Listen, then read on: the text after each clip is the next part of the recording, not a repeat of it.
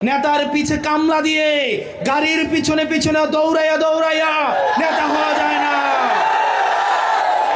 আপনার যদি দক্ষতা থাকে, যোগ্যতা থাকে, তাহলেও আপনিও বাংলাদেশের প্রধানমন্ত্রী হতে পারবেন। এর আন্দোলন, অমুক গোষ্ঠীর আন্দোলন, তমুক গোষ্ঠীর আন্দোলন, প্রতিদিনই আন্দোলন। যারা বিভিন্ন দফা দাবিতে নিয়ে আন্দোলন করেছেন, আমরা আপনাদেরকে প্রশ্ন করতে চাই, আপনাদের সব দাবি কি এখন মানা হয়ে গিয়েছে? এখন আর আন্দোলন নাই কেন? এই আন্দোলন কোথায় গেল? এই সরকার নির্লজ্জভাবে স্বজনপ্রীতি এবং আঞ্চলিক বৈষম্যের যাত্রা শুরু করেছে। আমরা দেখতে পাচ্ছি উন্নয়নের ক্ষেত্রে আমরা ভেবেছিলাম আঞ্চলিক বৈষম্যহীন উন্নতি শুরু করবে, কিন্তু আমরা দেখতে পাচ্ছি অত্যন্ত নগ্নভাবে আঞ্চলিক বৈষম্য শুরু করে দিয়েছে।